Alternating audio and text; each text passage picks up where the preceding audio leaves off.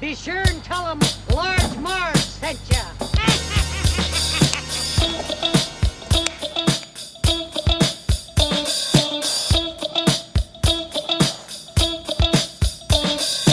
In the 90s, we were just teeny tykes. We went to movies and our bikes. We wanted to be DJs, but we were just teeny gals. So we went off to college and we remained best pals. 20 years later, we're still watching flicks and we're bringing you the favorite bit by bit. Sweetie and Sweetie are here to say it's the Large Marge Santa's podcast. Hey, Hey guys, welcome to the Large Marge Santa's podcast, your favorite podcast where two sweetie sisters talk about their favorite flicks from childhood. I am Sweetie with a Y. And I'm Sweetie with an IE. And tonight we were thwarted once again by Swatted once again. I didn't have a lisp, excuse me. That is rude. Came out funny or it skipped You're a beat rude. or something. You're It was rude. funny. Once again, we are struck by the unavailability of movies on streaming services. So tonight we had a whole plan. Sweetie put it on Instagram. Everybody was probably excited. I don't know. I thought maybe my friends Frankie and Alice suggested we get pizza with anchovies to like test if a prostitute would come. And we go to search the movie and it's not fucking there, you guys. It's not there. You can't rent Lover Boy, which is the movie we wanted to watch on streaming services. So I Googled. I searched for it. I have this Roku TV where you just like search. Well, I guess any TV's like that now. So you search for it and like the available stations that it's playing on. Ooh, that's an old term. Stations. Channels maybe that it's playing on. Sure. Streaming services that it's available pop up. So the first thing that popped up, I'm like, sweet, Loverboy, 2005. So it's not a remake by any means. It looked like some salacious like bodice ripper. So that was, I agree, disappointing. Here's the solution to that. Before we tease, we should make sure it's streaming. We never do that. We're just like, everything's streaming. Oh, boy. Right. This has happened to us like 20 times. Yeah. And we never learn. So once again, thwarted, as I said. You lose again. So instead, I picked The Cable Guy. You missed it. Sorry, I was moving my computer. I'm at a weird angle with the mic. It's bothering me. Guys, we're remote again. Also, if you haven't noticed, Why would they Suckfest notice? 2K20. Don't make it. No, they don't know. They could just think we're together. Yeah, anyways, It's we're seamless. We're remote tonight. Sorry, let's do it again. We did The Cable Guy. Yes, Jim From Carrey. 1996. 96. Starring Jim Carrey. Jim Carrey coming Jim off of his Ace Ventura buzz. I think like the second one, When Nature Calls, was his movie before this one. Then things took a dark turn, and he never came back really. What? No. The Cable Guy is one of the rare Jim Carrey darker performances that he on occasion gives, and the one that is about someone probably with a serious mental illness, who is just like really outlandish and nutty. See Batman Forever for more information on the Riddler. True. Also, doesn't he have like a mental illness in Irene, that one, or it's just like mean? Is that an illness? I don't know. Being a dick. Split personality. Okay. Right? Oh yeah, me, myself, and Irene. Yeah. And then the number 23, and then the Man on the Moon. Like he's played all people with like differences, you know. Eternal Sunshine, Spotless Mind. I mean, didn't have a mental illness, but was different. He was depressed, wasn't But he wasn't himself.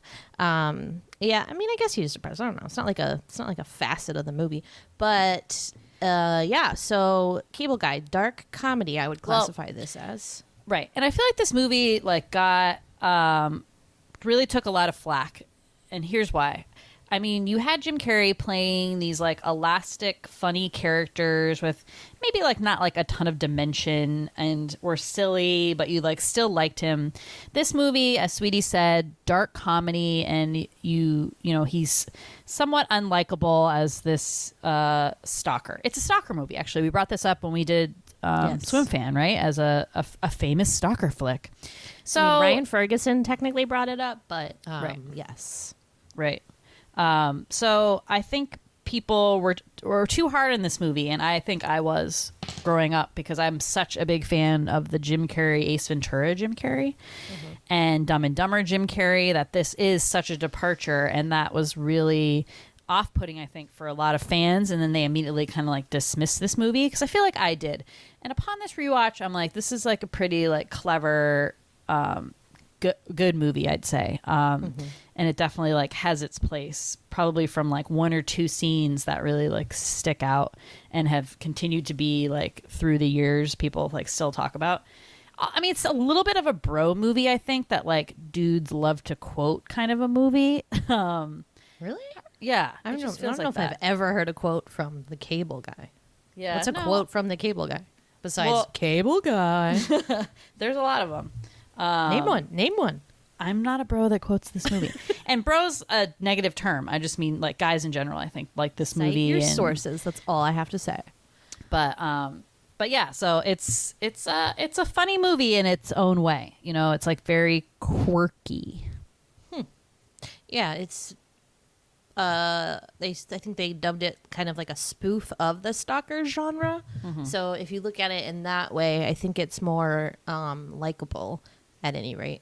And yeah, Jim Carrey, the argument about like usually we like Jim Carrey and we want to like Jim Carrey, so when we watch a movie where we're not supposed to like Jim Carrey, it's like we can't do it. But I don't know if I agree with that. I mean, like, I think all that pigeonholes like an actor for your hangups. Yeah, right. You know, it's not like too bad. Jim Carrey is Tom Hanks. Like he's, we don't need to like him all the time. Like- He's not like a saint baby angel. Oh, totally. And he's allowed to show range and still Right. like have success. And granted, in this movie, I think he goes from 0 to 100, you know, pretty quickly. Which is, you know, fine. I think the lisp is a little over the top, but overall, I think it has some really funny moments, and I laughed a lot. And I was just reminded of some good fucking nostalgia, which is like my favorite thing. Our favorite thing, I should say. Yeah, and this movie does a great job between the nostalgia for the 90s when this was made, so you have a ton of like mid 90s nostalgia, but then also, you know, it's based around this guy who's obsessed with like old TV and movies, so you have like all these old movie references or TV references, shots of old TV shows. I mean, so it's like a good combination of like all that stuff. That was sort of my favorite part watching it tonight, trying to like understand the movie references or like seeing the glimpses of the old shows or him, you know, talking about old shows. That was really fun because like, I mean, that's like all the TV we grew up on too. I mean, we're you know, a little bit younger than Chip, but wait, Chip? Yeah. Chip Douglas. Good a old little bit. Chip. A little bit younger. I was a mere babe when this came out. Oh, totally. But like stuff he was watching currently then was like on Nick at Night or like kind of still being played like when we were kids in some ways. Maybe. Now you know what's on Nick at Night? Friends. Yeah. It's depressing. It's We don't need to talk about it. What the fuck? Friends so- is now the Mary Tyler Moore show? So this was directed by Ben Stiller, and Sweetie tells me it's part of the Frat Pack, which I did not know was a thing, which is apparently the movies by like the Judd Apatow gang, which I guess. But like, isn't Will Ferrell usually in those, or am I thinking of Well, is that a different thing?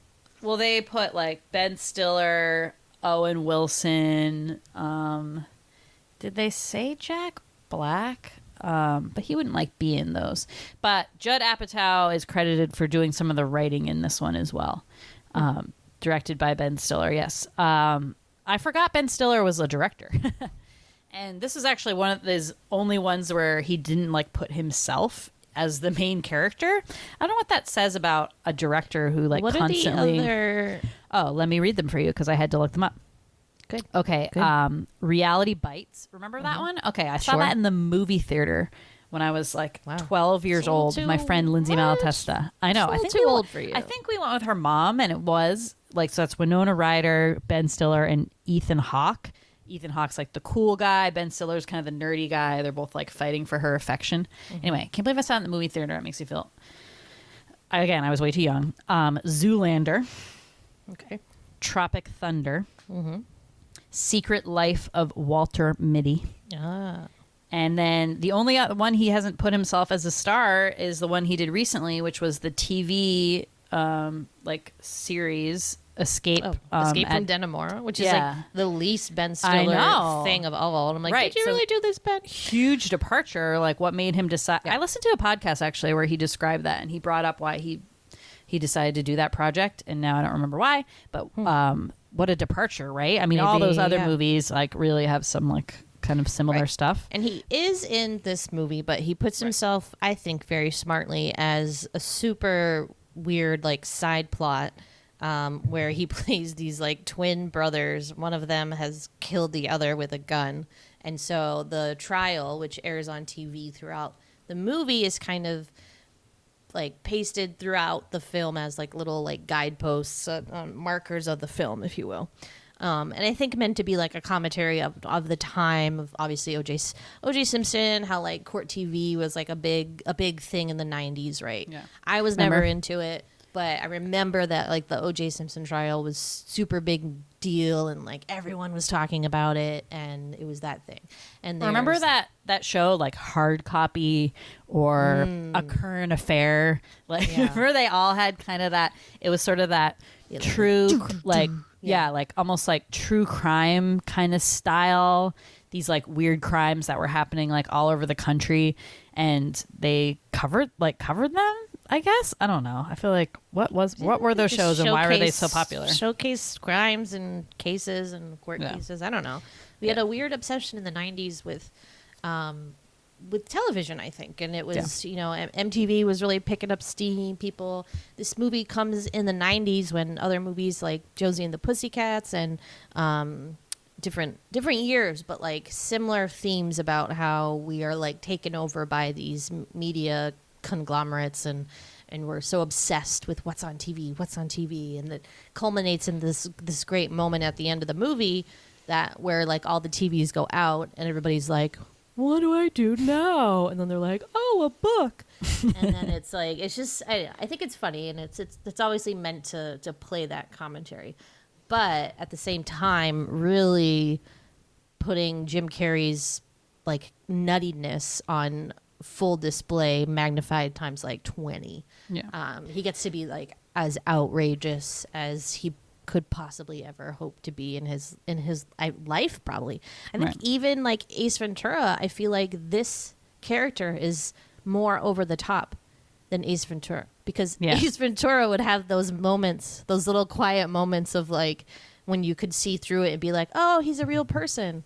Like when he's on the phone. Remember that scene when he's like, he finds out that Roger Predactor died or whatever, and he's like really sad about it on the phone to her, and he's like, or no, he feels No. bad because he called her Saddlebag. Yeah. He's like, he's like- Melissa. Yeah. And he's like so serious, and you're like, oh, I think he is a real person. He's just Yeah. being a nut. No. Whereas this, it's clear that he is a psychotic. Well, Chip is certified nut job. Obviously, he has some mental problems stemming from a childhood, mom issues, whatever you will with that. But yeah, I think that like this movie is very much like a commentary on the 90s, and you're right about how important TV was and cable, right? Like cable was such a big deal. Now, looking at this, 20 years later, 15, wait, 20, yeah. 30? What am I doing the math here? I don't know why you expect me to do math ever. You're always like, what is it, sweet? I'm like, hi. 96, 2006, 2016, 4. 24 years later.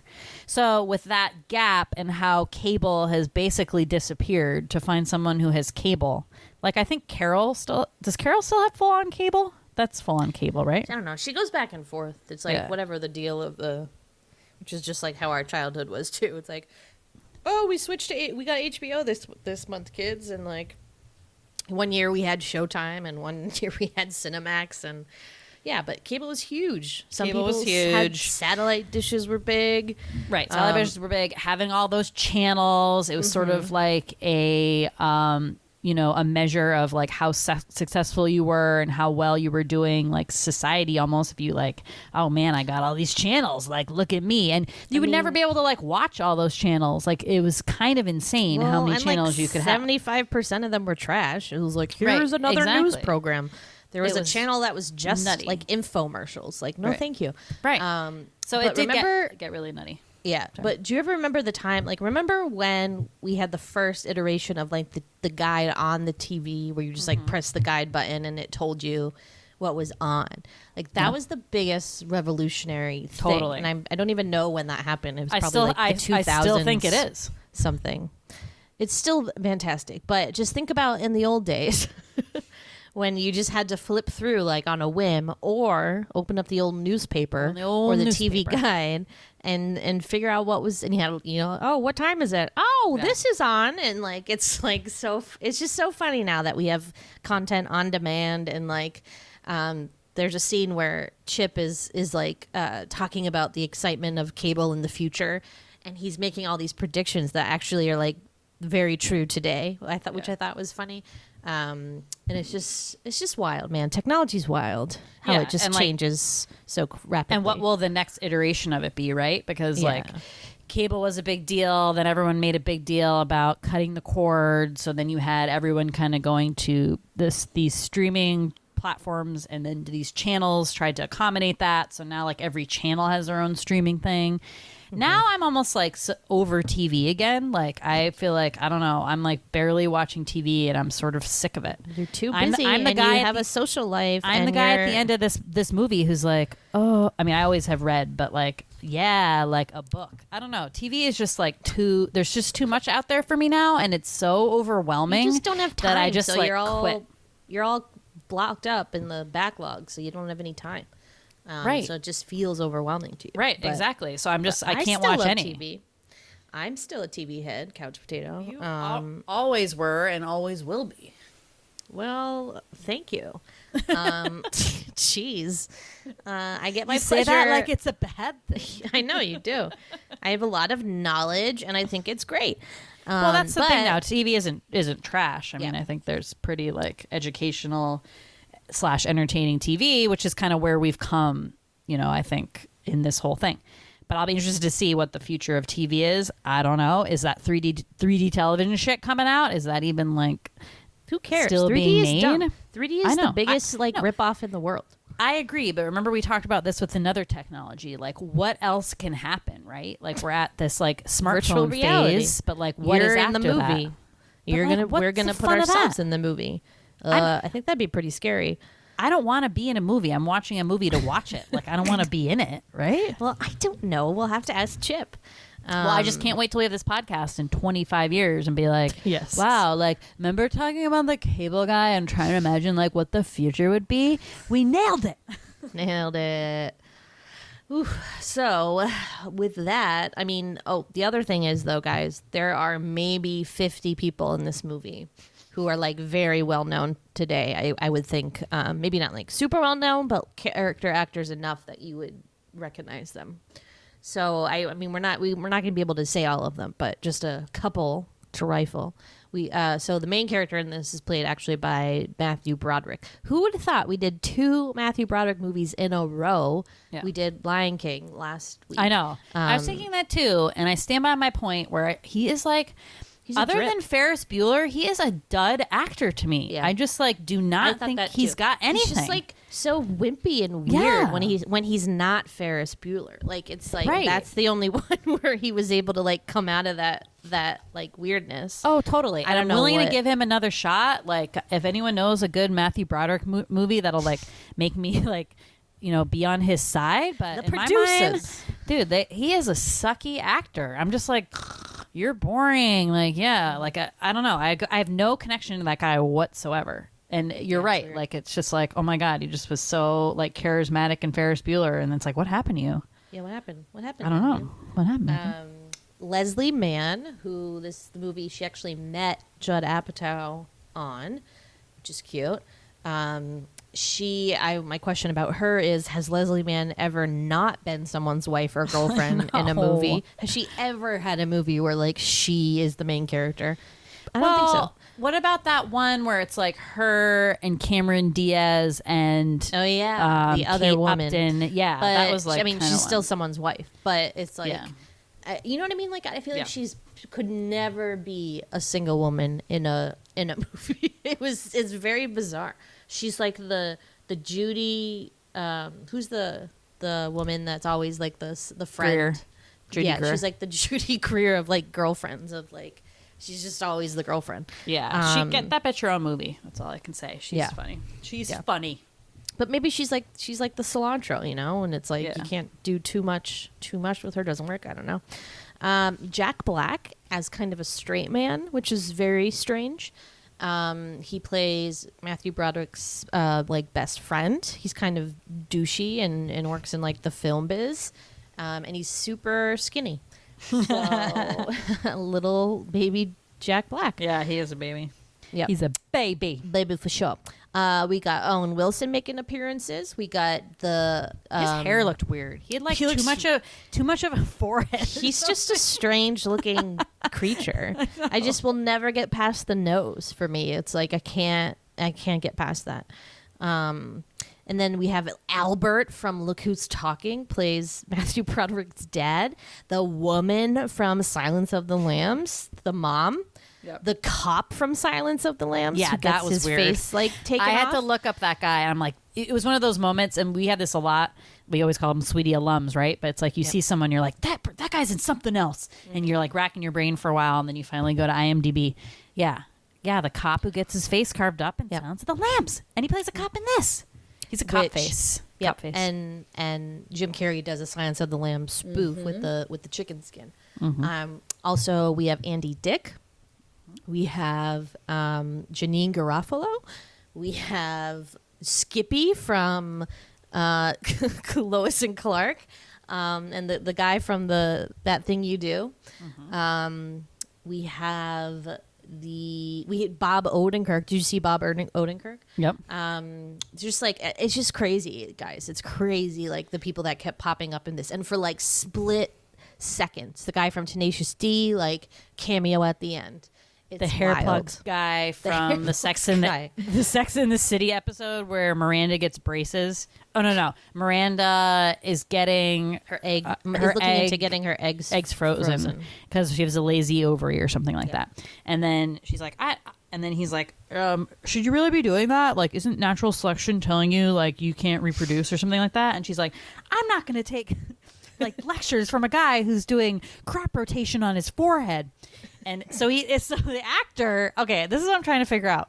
So that guy, like in real life, has hair plugs, and then he has now used it to his advantage to get 2 roles where they make fun of his hair plugs. He's the token hair plugs guy. That I is guess. hilarious to I me. mean, we can look it up. I don't know if we like I see mean, whatever that- movies he's in and just like watch those and scenes. Maybe we should do research on hair plugs because I'm interested in them, Hair not plugs for my is own so weird. personal benefit, Well, I'll but trying to tell understand what those you- are. But also, does it get any better looking than that, or like that's just what it is? No, it's supposed to.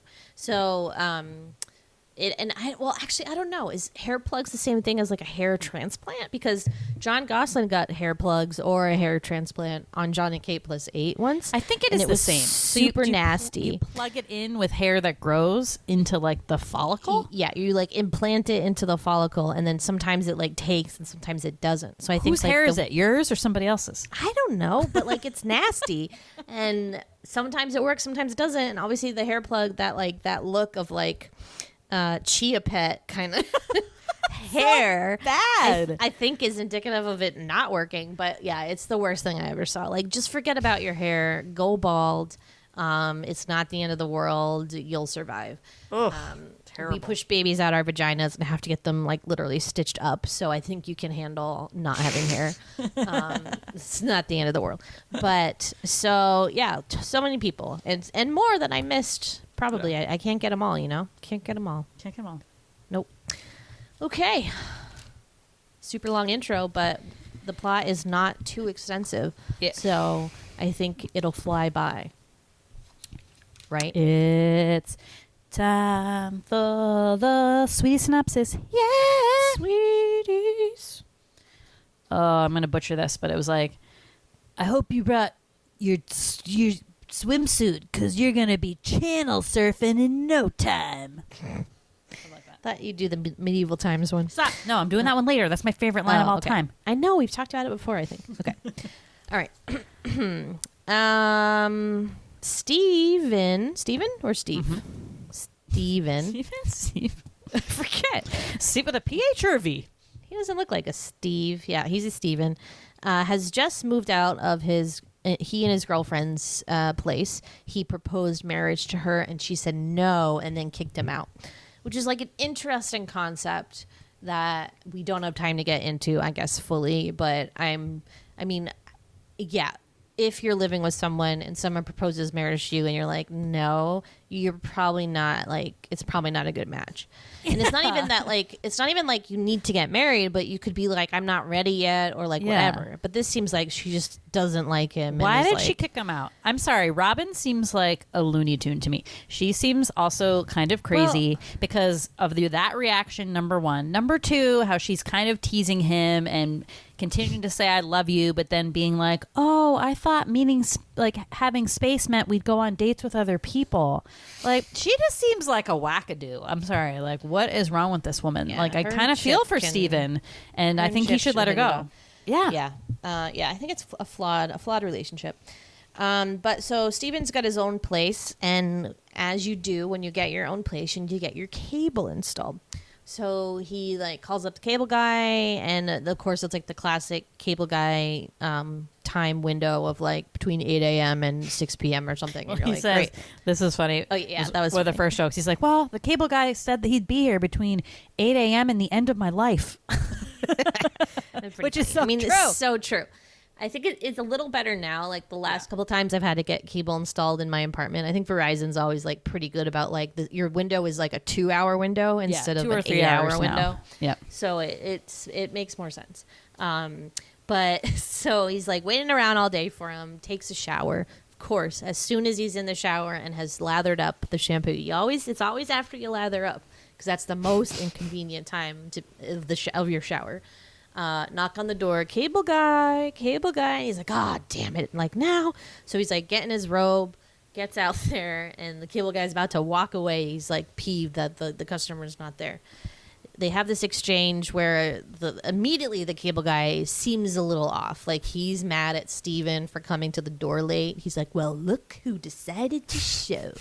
And he has a weird lisp, and he's like, oh, just kidding. I'm not mean. Here I am. I'm the cable guy. He's taking his job way too seriously, is sensing the cable wires with his body waves or something. And it's a little bizarre. While Steven finishes taking a shower, he takes the liberty of redecorating the setup of the living room, for maximum cable coverage, I guess, or whatever. And then before he leaves, his buddy, Steven's buddy, what's Jack Black's character's name? Forget. But Jack Black tells him, hey, you should say, before the cable guy leaves, give him $50 and he'll give you the channels for free or whatever. The what is that called? The black box or that thing that used to whatever, give you the channels you don't pay for, but you would get them. So they have this whole exchange, and then at some point, the cable guy, Chip, is trying to invite him. Does he invite him to hang out that time? Yeah, he's like, we should hang out.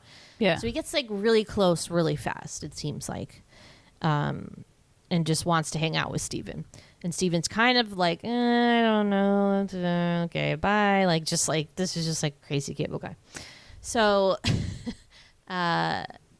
he yeah, he's like, I'll pick you up. Okay, I'll pick you up tomorrow night. And he doesn't really believe it. So next night rolls around. Who should come? It's Chip. He true to his word. Puts him in the car. Steven is very trusting, first of all. And maybe this is just like a guy thing, but like, so this like random cable guy you've never met is like, let's hang out. You get in his truck and like go out to see a big satellite dish with him. It's weird. It's just kind of weird. Bro date. Yeah, that's weird. But yeah, I guess Steven like does strike me as, I don't know. I mean, did he do it like because he really just felt bad for him, or really was like, oh, I could like use a new friend after this like breakup that I just had? I mean, he seemed to have plenty of friends, but I think he just was like, didn't know how to get out of it. He was, kind of a thing? or like, I mean, Chip was right. He was like, well, what else are you gonna do? Cry at home alone, thinking about your girlfriend? Yeah. And he was like, yeah, I guess you're right. I shouldn't do that. I feel like as most normal or stalker movies start, like the first times are innocent, right? Kind of that they hang out and it seems totally normal, and the wheels don't come off until a little bit later. So the classic stalker move is like, okay, like let's get them, hook them, and by being like kind of normal, kind of decent, whatever. And that's what happens. So they hang out, but Steven's sensing like a little bit something's like not totally right here. The engine's running, but there's sort of no one behind the wheel. He keeps like he like slips in and out of like, this is really messed up, into like, okay, this is fun, I have a friend. Like very, I don't know. What Steven does? I don't know. Yeah, like he's just very, I don't know. He doesn't have his like freak flag radar on, or like whatever. Like it's just they pretend to be normal, right? But he's really not pretending to be normal. Like that's the thing. Like I just feel like he's so over the top crazy that you're like, anybody else would be like, no way. Yeah. So like they have that first time, right? So then a couple things happen. He shows up at the gym when his friends are playing basketball, and he like joins the game and ends up smashing the backboard, and so the game's over and everyone's pissed. And Steven's kind of like, man, why'd you do that? Like now we can't play anymore. So he's kind of like, this guy's nuts. So he kind of leaves it at that, goes home, or maybe the next day, I don't know, has 11 messages on his machine, plays them. First one is from his mother. The other 10 are from Chip, going through like various levels of like spirals. She's spiraling like the more that Steven doesn't pick up the phone, to the point where after he listens to the last message, there's a knock at the door and you're like, oh fuck, it's totally Chip. But it's not. It's Robin. So Chip had recommended that a way to woo Robin back was to let her know that Sleepless in Seattle was playing on TV. So she agrees to come over and have dinner or whatever. So he turns on the TV to watch Sleepless in Seattle, and the cable's out. So when the cable was out, that was like a crisis major, I would say, in most families. It was just so inconvenient, and like it sucked. But so wouldn't you know it, Chip comes over. So I believe he kind of fucks it up on purpose because Steven's not returning his phone calls. Right. So he wants Steven to have to call him so that he has an excuse to come over. So he comes over, fixes it in like 2 seconds. And then the next thing that happens, they go to the medieval times. Medieval times. Yeah. So he's like, I'm going to take you somewhere. It's a surprise. So he makes him close his eyes. He's like, we're going to the best restaurant in the town. And he opens his eyes, and it's medieval times. Which, if you don't know about medieval times, it is a dinner theater style kind of thing where you're eating dinner in the medieval times. So no utensils, and you eat with your hands, and it's all very fun. And then there's a show in front of you with like horses and like people doing like standing on horses and like doing medieval things. There may or may not also be a version in the South that used to be called Dixie Stampede, which was the same thing, I was gonna say. Except it was like the Confederacy versus the North. Yes. They have since changed it to just Dolly Parton's Stampede, and it's now they just cool. And now they just have like American flags and no more Confederate flag waving for that one. But so we know this because we actually attended it one time when we were down south on vacation. It was pretty fun. I do remember. It was the same exact thing. It was like the same meal which you're like, okay, they didn't have the same meal as the medieval times in the Stampede in like post Civil War era United States. It was like wasn't it a chicken leg? Definitely, but I don't think that the Dixie Stampede was as much interested as like mimicking like what happened at like the time period. Yeah. They were just feeding you basically. That's true. But I remember we got a boot that you like could drink out of as like a souvenir mug that you could keep. We got was like an exciting thing. Strawberry daiquiris. Oh yeah. That was so funny. Yeah. But yeah, so it's definitely this cheesy place where you bring like little kids most of the time.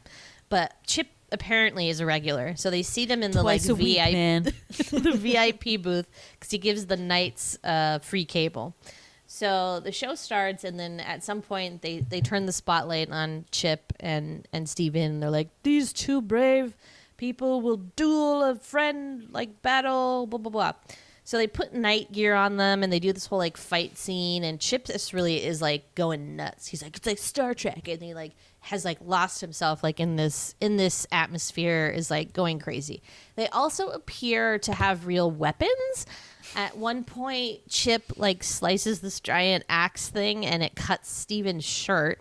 And then they throw them on a horse for a casual joust session, which is like, if this was real people, like if this really happened, you're like, there's no way they would be like, let's put these two people who may or may not have ever ridden a horse onto a jousting situation with a real joust. Seems like an accident waiting to happen, and several lawsuits, just going to say. Yeah, and Steven's like scared. Like he is actually scared that Chip is going to hurt him. But at some point, he switches that fear to, that was great, buddy. Let's get a beer. And they like hang out and are friends again. And they go back to Steven's place. And Chip is like, listen, I got you a little something special. Just wanted to say thanks for being my friend. And they go into the apartment, and Chip has installed an entire home entertainment system with like the giant big screen TV where like it was super blurry and like boxy. And like, remember that? Like the big screen TVs, the first wave of big screen TVs were like shitty quality. Like so bad. Big, but you couldn't see fucking anything. Our cousins had one, the Laytons, I remember. And it was just like, I was like, what is the point of this? Oh, I don't know. It's a strange thing. Huge speakers. There's like a karaoke system. It's super fun. So I think before the night started, wasn't Steven gonna like try to break up with Chip as a friend? Yeah, I think so. Like why? Because I thought he was happy after the medieval times thing. Was there another like negative thing that happened? Because this is like the whole movie. It's like, okay. Because he was almost going to tell it to him like during dinner. He was going to say it. Okay. So it must have been he just felt uncomfortable about what happened the night before with him like leaving all those messages. And then he showed up and was like really scary and like appeared to have like the severed cord. And like he was just really freaked, I think. Yeah. So, so he didn't work out. And now he's like, wow, I can't accept this gift. Like, please take it back. And Chip's like, okay, but my buddy's not going to be able to take it back until the weekend or like Monday. So is it okay if we keep it for the weekend? And he's like, sure. So then we'll have a party. Yeah. And like, let's have a party to celebrate. So they have this party with all of Chip's VIPs. So his VIPs include like an old people and this really pretty woman and a cop. So you're like, okay, interesting. So Steven starts talking to this woman, and one thing leads to another. They end up like in his room and they have sex. So Chip spends the night. And prior to this, he had found out that Robin was going on dates. Oh, yeah. She was going to go on a date. So he was like kind of crushed because they had that Sleepless in Seattle date, and he thought like that things were going well. And he had confessed. So he tells us all to Chip. So Chip knows that like she's seeing other people. And so he, part of why he's like throwing this party, right?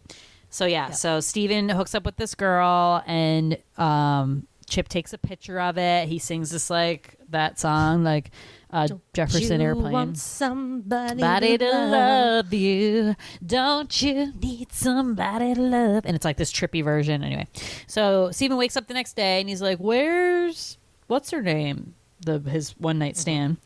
Oh, I think she like left early this morning, and then Chip goes, "You can. I got her this time, but you can get it the next time." And Steven's like, "Get what?" He's like, "The girl." And he's like, "What?" Finds out that the hot date, that one night stand even that he slept with, was a prostitute hired by Chip. Ouch. So That he flips had out. slept with the week before to test her out.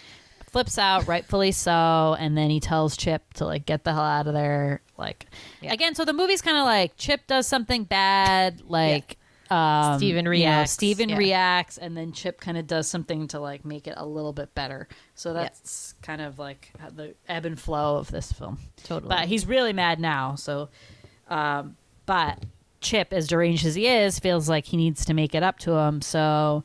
And this timeline doesn't make sense because wasn't Robin like getting ready for that date when like they were having the karaoke party? And then the next day is the day he fakes being like a restroom valet at the restaurant that Robin's having this date with this guy. Yeah. And he beats up the guy in the bathroom. Maybe it was a second date.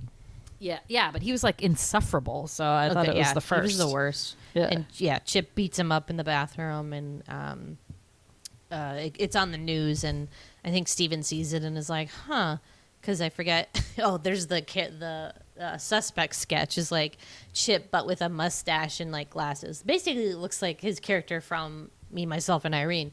But he's like, huh, interesting. So then what happens? Steven gets arrested. But why does Chip turn him in? Yeah.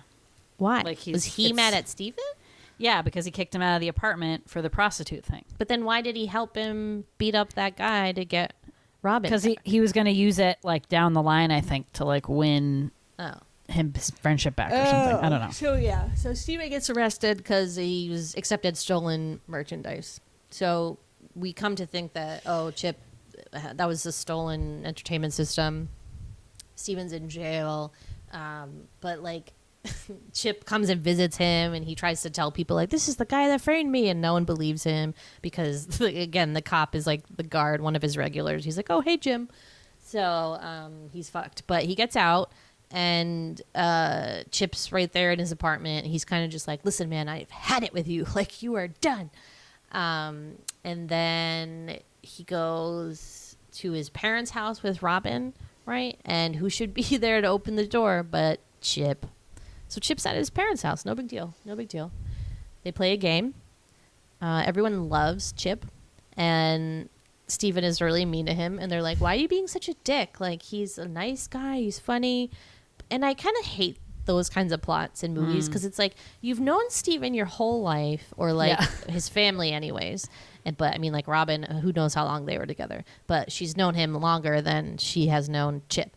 And they're always like so willing to believe this like stranger. I know, it's really weird, strange, and it's very What About Bob in a sense, which I know you haven't seen, but a similar dynamic happens in that movie. But the difference is that Bob is actually, I think, sweet and is just trying to do nice things, whereas you can tell Chip is like very scary at this point and doing like weird fucking shit.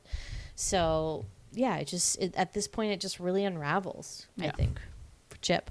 So he punches Chip because Chip like eggs him on by saying like he's seen Robin's back birthmark or something, and gross. Because he like snuck up to her attic to install the cable. He gave Robin free cable under the guise that it was a gift from Steven, so he like was able to see her changing into a shirt anyway. So then like Steven gets mad and punches him, and then that like severely fractures the relationship, I think, at that point, right? Now, Steven at this time also has recruited Jack Black to do some research on what his name is Chip Douglas. And then when he visited him at the prison, he said his real name was Larry Tate, right? So he has like a few names. He knows probably like these aren't his real names, but whatever.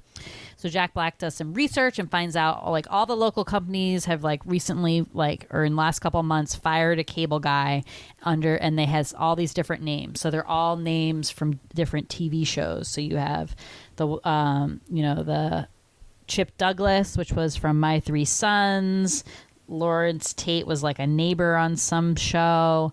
They had Darren Stevens, who was in Bewitched. So he's taking like all these classic TV show names and using them as his own names. So he's like, okay, like this guy's nuts. And he finds out that he had been fired from the cable companies for stalking customers. So trying to like make these friendships, and the customers being like, okay, obviously not as nice as Steven and not letting him in to their lives, but like doing complaints about him, right? Mm-hmm. So Steven's like, okay, like this is bad. Like, so his friend's like, lock all your doors. And he has this like crazy dream that like Chip comes and he's all crazed with these like weird eyes. And it's basically this like trippy, like hallucination dream. And he wakes up in like a cold sweat the next morning. It was just a dream. But then he gets a phone call from Chip and, you know, saying like, it's actually a really creepy scene, that part. He's like laying down. There's like and this like spider crawls across his face. Oh. That's spooky. Yeah.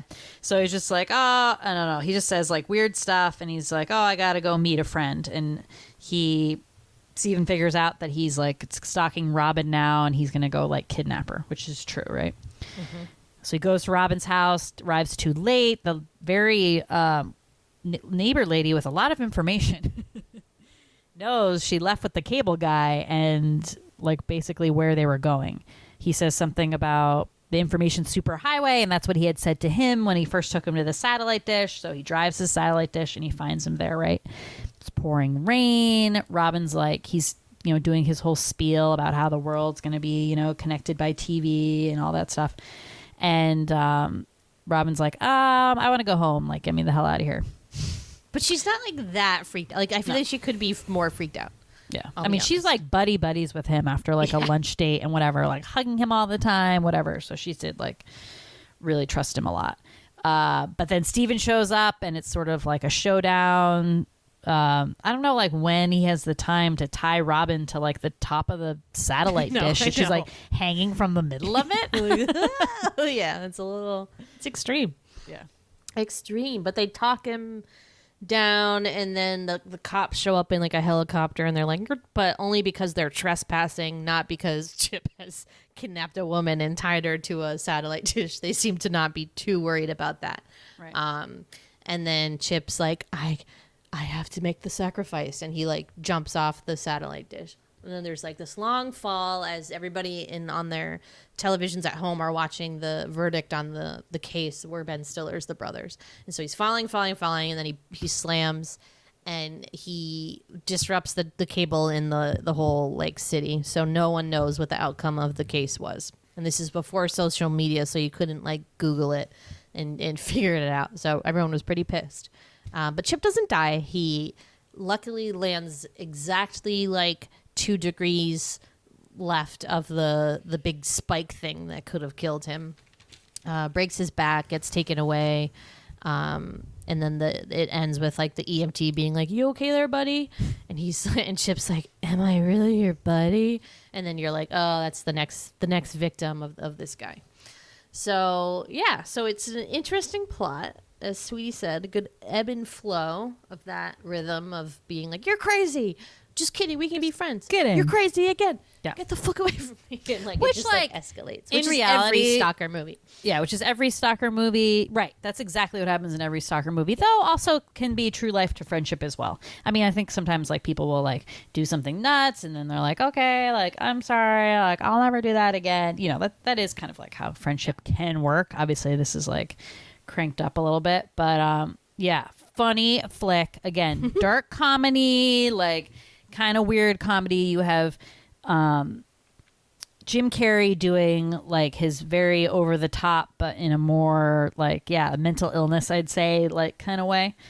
But too, like he's kind of like playing the character he plays when he pretends to be a patient to like check out the mental health facility in Ace Ventura when he wears the tutu. It's similar in ways to that character. Yeah. Yeah. Like exaggerated kind of lisp thing. I don't know what was the deal with like the 90s, early 2000s with like the lisp. Like remember in Josie and the Pussycats, she had a lisp, the bad person in that too. It's like, it was like, you know, we really hated people that were different. And I know. It's really too bad. And it's just, you know, it's a sign of the times for sure. But it was kind of weird. And there's like a recurring joke where Steven tries to get him help like with his speech impediment. And he's like, no. And then he like buys in this like self-help tape. And at the end, after he like punches Chip, he's like, my lisp is gone. And then he like hits him again, and then it's back, which I guess was improv. Which I'm sure you read in the it was about Jim Carrey like forgetting to do the lisp as part of the character, and then he kind of flipped back into it, and then they kept it because it was like kind of such a professional. Oh my god! Well, he's like the best improver ever. Another improv was the Silence of the Lambs, like chicken skin scene. Which I'm glad I read the trivia after I watched the movie, but I spotted the fact that Matthew Broderick was completely cracking up in that scene, like in one angle. You can see him like shaking, like laughing. It's pretty good. Well, I love stuff like that. And they kept that in for a movie, right? Because they do so many takes for movies. Obviously, that could have been something where like he didn't keep it in any, you could just use a take where he wasn't cracking up. But yeah, to see a break in a movie is like pretty special. Yeah, so it's definitely like it's definitely weird humor. I'll say like kind of like Ben Stiller-ish humor. If you've seen like Zoolander and all those, it like is a little bit similar to those. But yeah, like we said, definitely a departure for Jim Carrey. So a lot of people were just put off by it, but it is pretty darn funny. So I guess Ben Stiller did think like for a second that he was going to play the cable guy. And I like could kind of see that because that like intense, crazy roles that he does all the time. Yeah. Like I think he could have done this like actually not like pretty well. I mean, it would have been a different movie, but relatively the same. And then the other person who they were thought of before Jim Carrey was Chris Farley. I don't know. Don't see it. Well, that seems like a... Like and he's like way too likable. Like you couldn't be able to make him like crazy and unlikable. Well, maybe because like that SNL character who like... It makes me think of that. The guy who like sells insurance or something or like... and like crashes the coffee table. Kind of makes me think of that. But yeah, I mean anyone could do it, but nobody would have the kind of like originality that Jim Carrey is able to put into something like this, because so much of it is just off the cuff, like improvised. He's just like the things he does with his body. I don't think many other comedic actors can really do. He's like a very physical comic as well as whatever a regular comic is. Right. And I feel like if you hire him too, you're going to get like stuff that you didn't even like write or think about. Right. Like he's going to put into the movie. And then I think that honestly like ends up being like the memorable, funniest parts are ones that like, the writers didn't even include, which is like pretty amazing.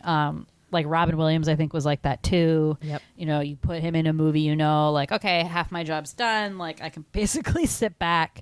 He's not only going to like make this movie 10 times more funny, but also like input like some of his like comic genius. So man, and he got paid a shit ton of money for this too. I guess it was like $20 million, which at that time was like astronomical for like lead comedy kind of a thing. So wow, you go, Jim. I hope you saved those bucks. So, okay. So, I want to do favorite parts. Oh, okay. What were you gonna say? Oh yeah, let's do favorite parts. Okay. So I think everyone's favorite part is probably got to be the medieval times, right? I mean, I had a couple, but mine. Okay. I was gonna say I do like the basketball game scene. Yes. Okay. Basketball was too. I'll talk about like briefly, but my favorite part about it is when he's like, first of all, he's like full out decked like loser basketball player, like mouth guard, like old school basketball shorts, and there's just something about it that's like very over the top. But my absolute favorite part is when he's like, hold on guys, gotta warm up, and then he like gotta stretch the hammies, so he like stretches his hamstrings and then proceeds to do like mini suicides on the basketball court while the rest of the guys are just like watching him, and the way that like his sneakers are squeaking like on the floor as they do when you do those, and he was just like struggling, like not doing it very well. It was just, I got a kick out of that.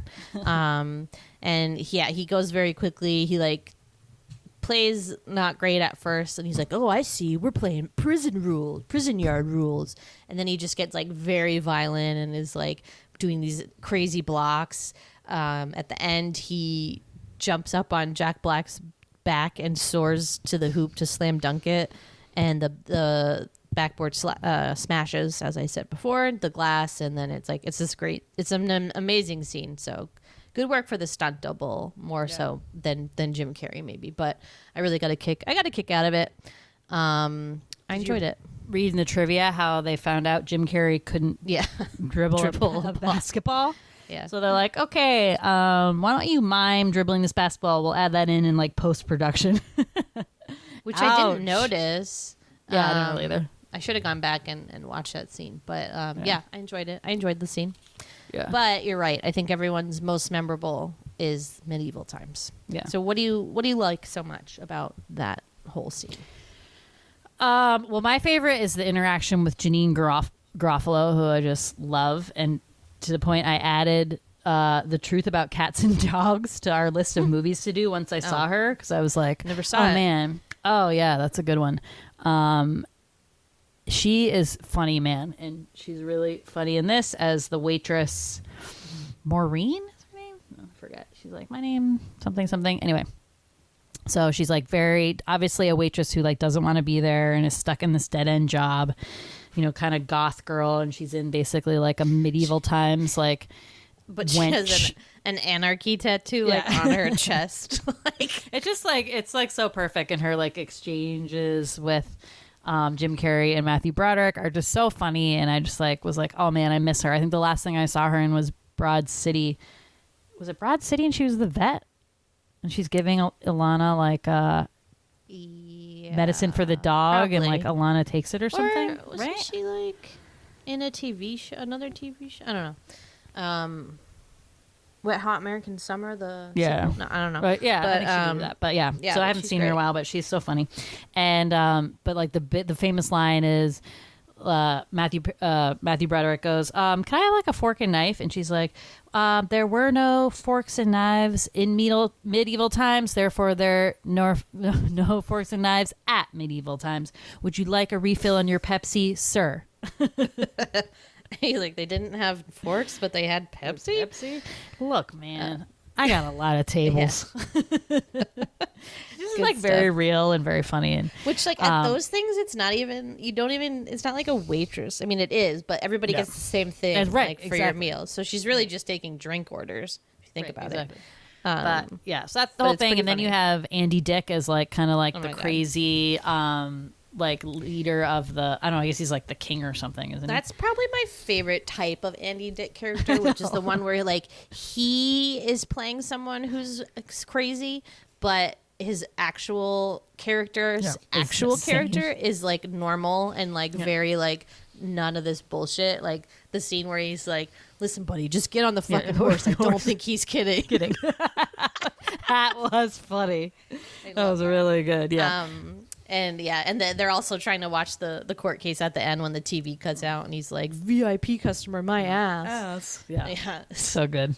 Andy Dick, man. Yeah. So really funny. So obviously the whole jousting scene, you have like this part where Chip, like Jim Carrey is like, just like Spock and Captain Kirk, right? And he's like dun, dun, dun, dun, dun, dun, dun, dun, from like the Star Trek movie, and they're like battling, and then they play the actual movie from Star Trek, and it's like it's a nice touch. Nice touch. Good. Yeah, it's really good. So good. And then the very infamous chicken skin on the face thing, as we were just talking about, that was improvised. You know, he takes the chicken skin from those big drumsticks or turkey legs and puts it all over his face, and he's like, Silence of the Lambs.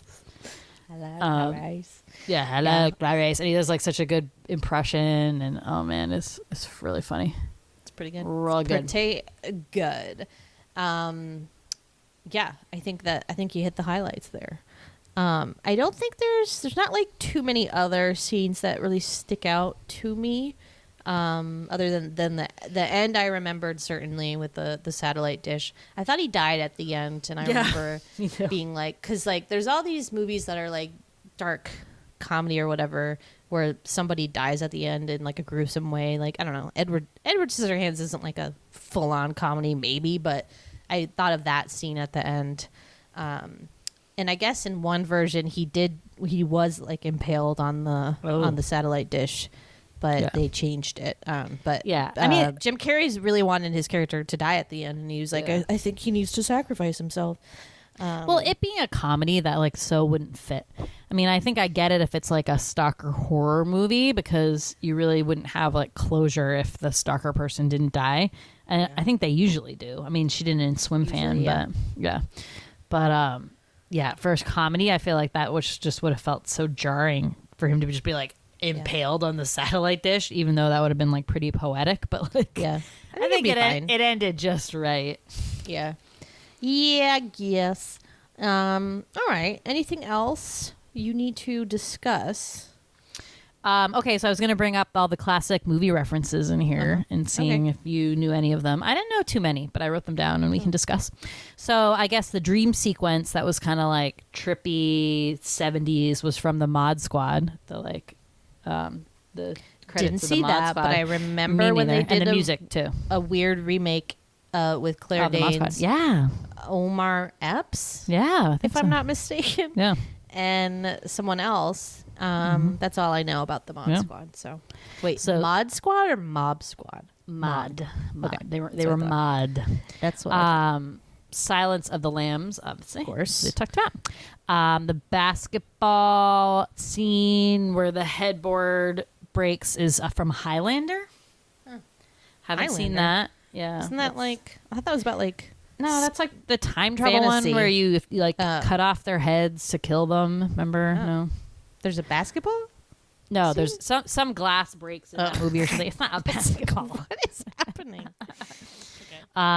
Play Misty for Me, which we did talk about as, a classic stalker film. So they're doing like a throwback homage to that in this stalker film, which is pretty brilliant. So you have that Clint Eastwood one where he's the DJ and the crazy ladies like Play Misty for Me.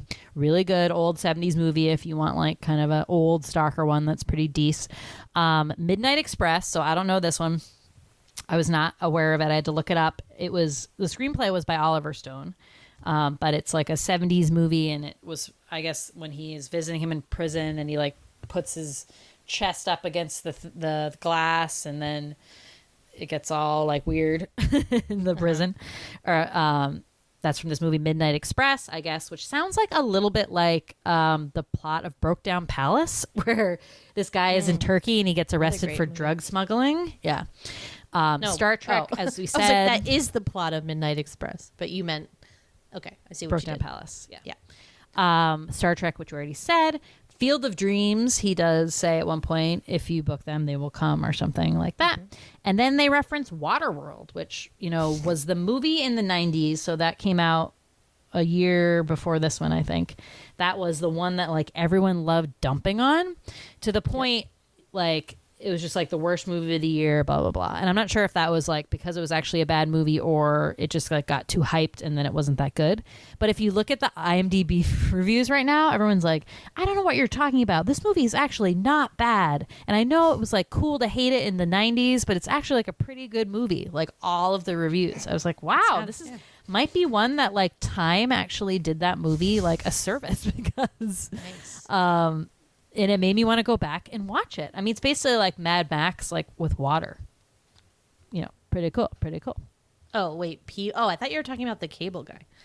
They said that was bad, but then Waterworld. It actually is. I think Waterworld is still supposed to be a bad movie. We have to give it a watch and let people know. Isn't it like 5 hours long? Like I'm not about that. I don't think so. And then I guess Jack Black was in that for like a hot second, which is funny because he's in this too. I know. Yeah, it's a good one.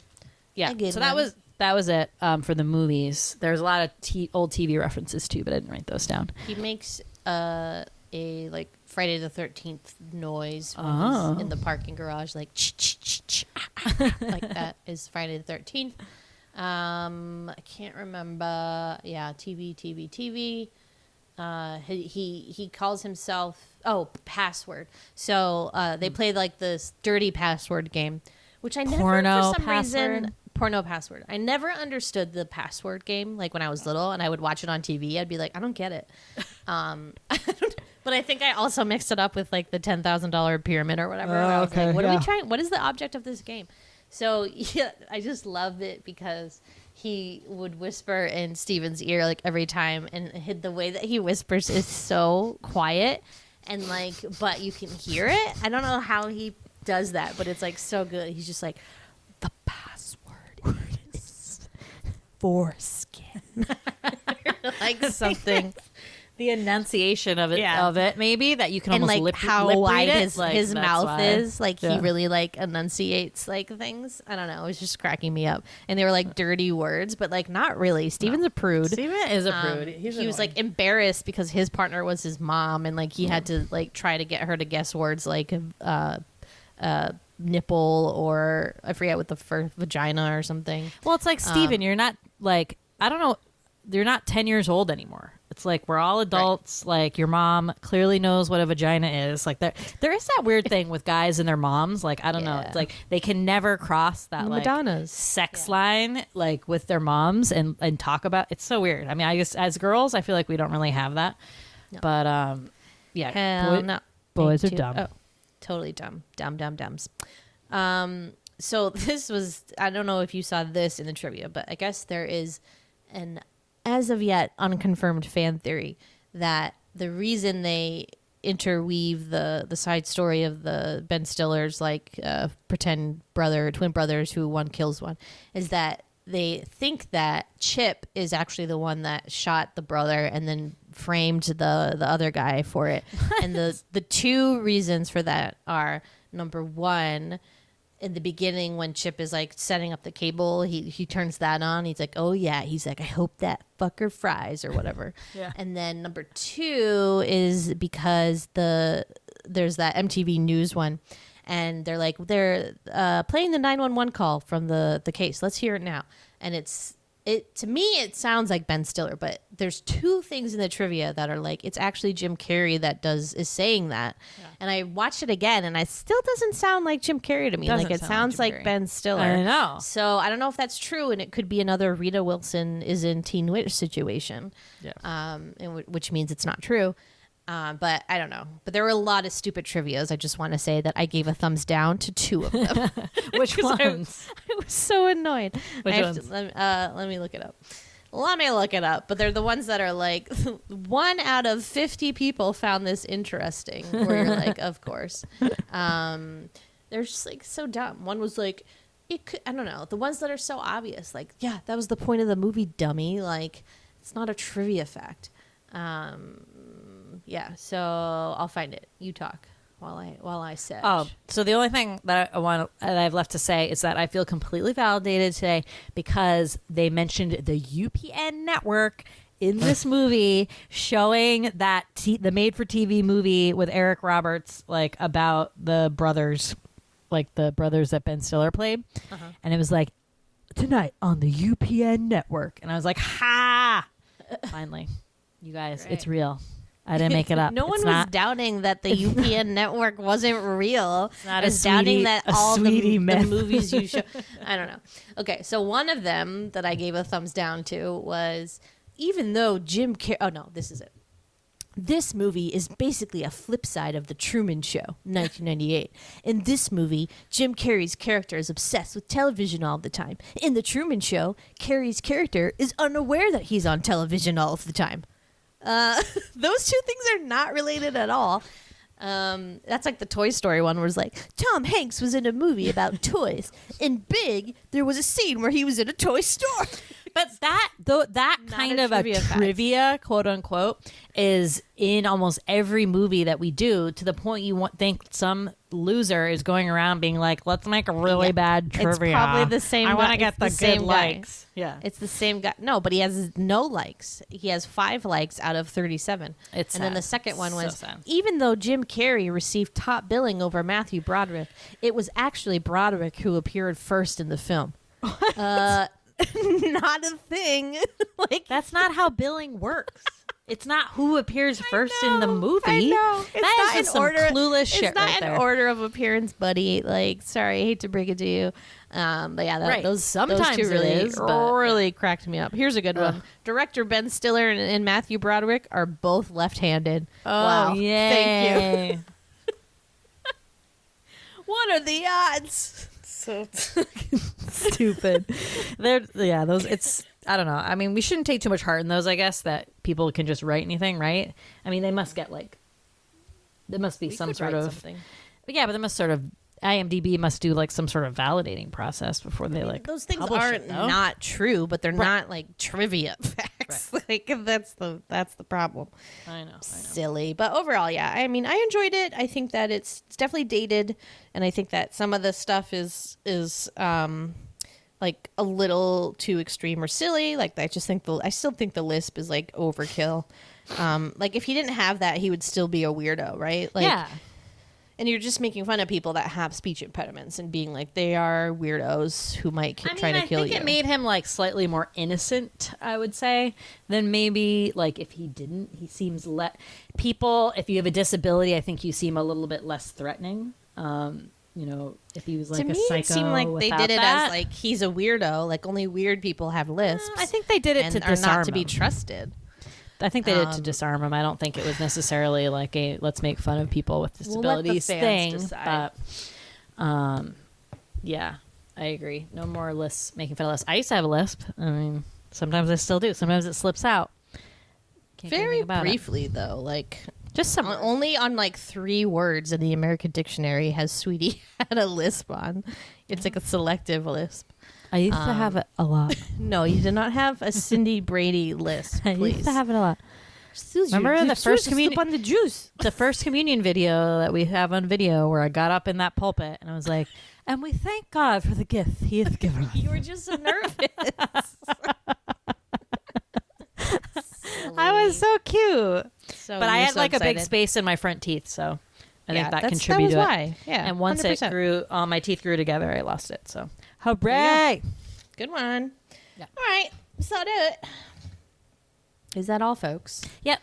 That's all Cool. from me. Well, if you enjoy the Cable Guy, come find us on Twitter at the Sweetie Club or on Instagram at Large Marge Sent Us. Thank you, as always, for listening. Bye. Bye, Cable Rape Artist.